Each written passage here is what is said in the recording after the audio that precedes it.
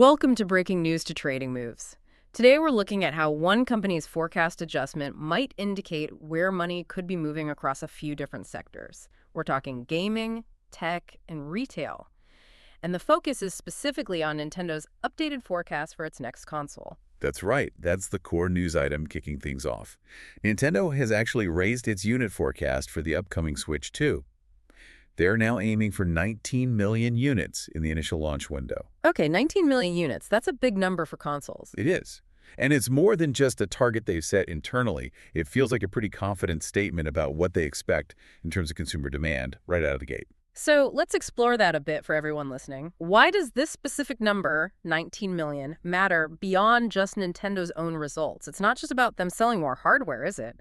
How does this change the picture for the wider market? Well, you have to think about how gaming works, especially around a new console launch. Hmm. At the end of the day, player time and their spending money, that's finite, right?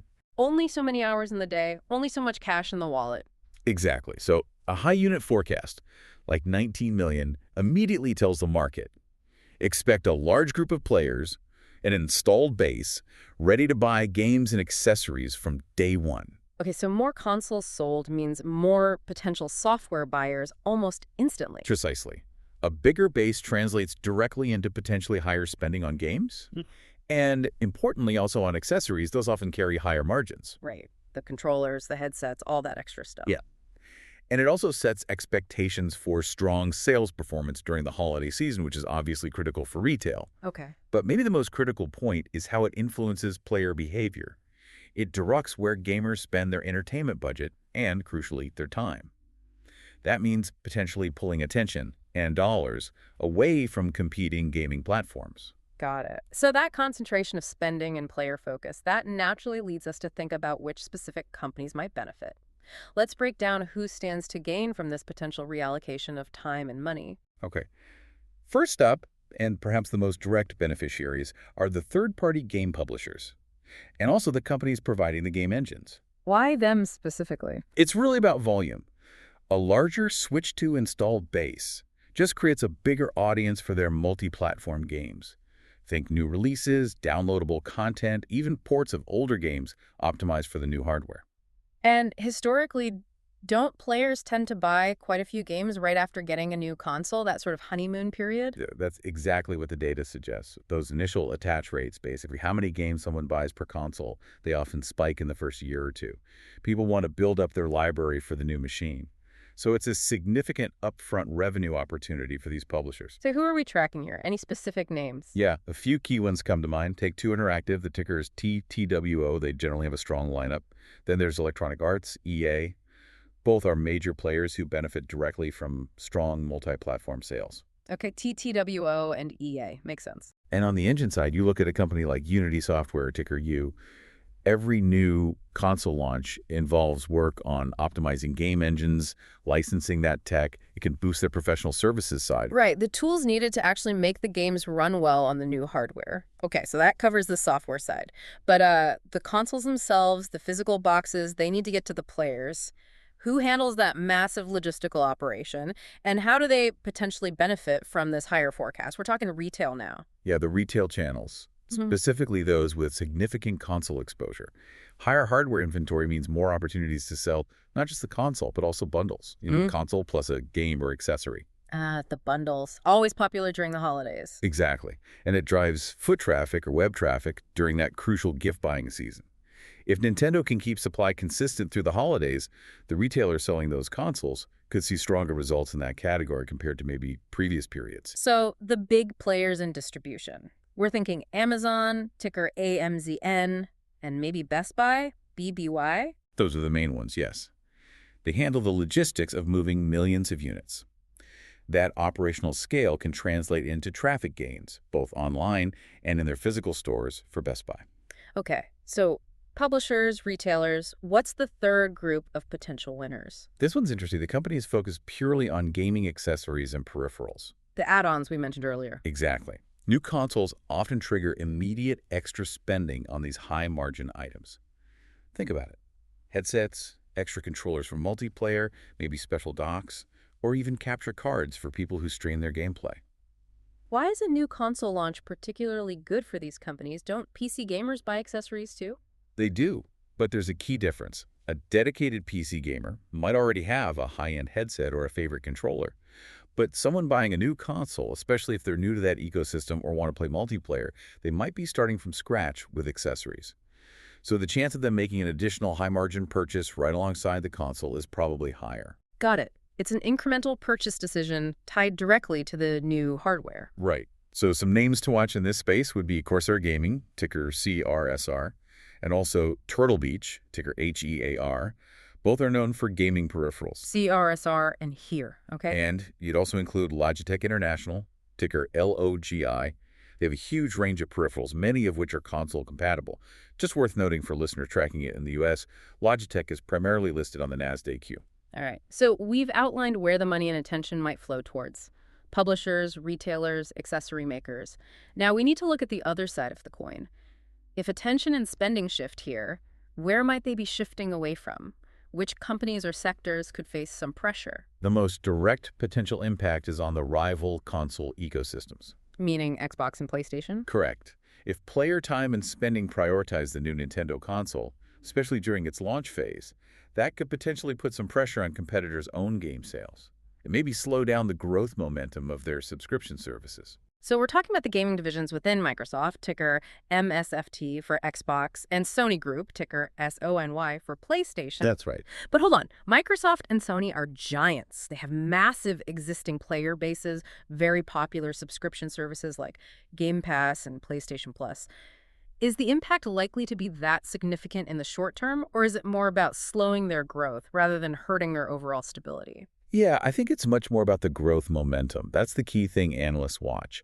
If Switch 2 captures a larger slice of the holiday gift budget and player time over, say, Q4 and Q1, it might mean fewer new subscribers signing up for Game Pass or PS Plus during that critical period, or maybe fewer purchases of their big first-party games at full price. It's that pressure on the rate of growth at the margins. And just a note on Sony is stock trades as an ADR, an American Depository Receipt, on the New York Stock Exchange, the NYSE. Okay, so it's about the growth narrative. What's the next category facing potential headwinds? Mobile gaming. Specifically the way many free-to-play mobile games make money, which is through advertising.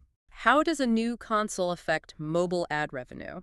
It's pretty straightforward, actually. If people are spending more hours playing a premium game on their new console in the living room. They're spending fewer hours staring at their phone, potentially seeing ads in mobile games. Exactly. Some of that discretionary playtime can shift away from those ad-supported mobile apps. This can lead to slightly softer engagement numbers and fewer ad impressions being served, which affects the ad tech companies focused on mobile. Okay, so we're looking at companies specifically in the mobile ad tech space here. Yes, names like AppLovin, ticker APP, and Magnite, ticker MGNI, operate in this area.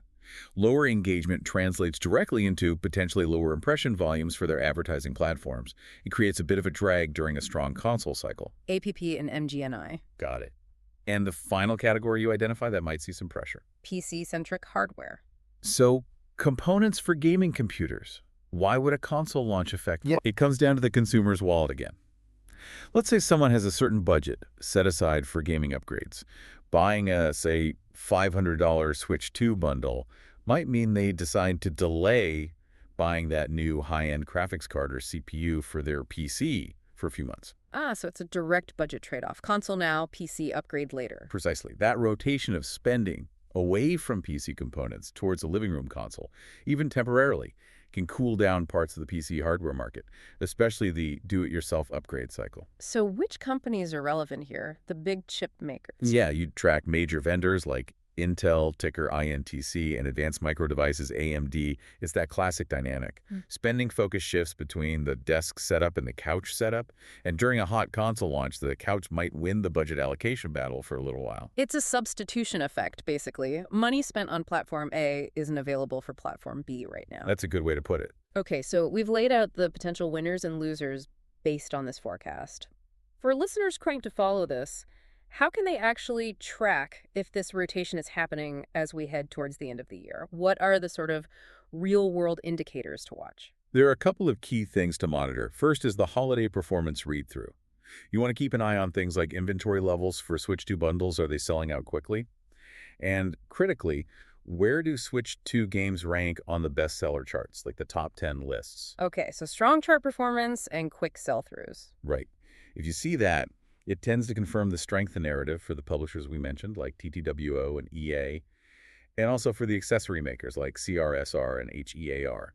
It shows the ecosystem is vibrant. And what about from the retailer's perspective? Beyond just seeing if stock is moving. For the retailers, it's really about supply consistency. If Nintendo manages to keep a steady flow of Switch 2 consoles hitting shelves right through big shopping days like Black Friday and Cyber Monday. Then the retailers have more to sell. Exactly. And if that happens, you'd expect companies like Best Buy, BBY, and Amazon AMZN to report stronger performance in that product category when they announce their fourth quarter results.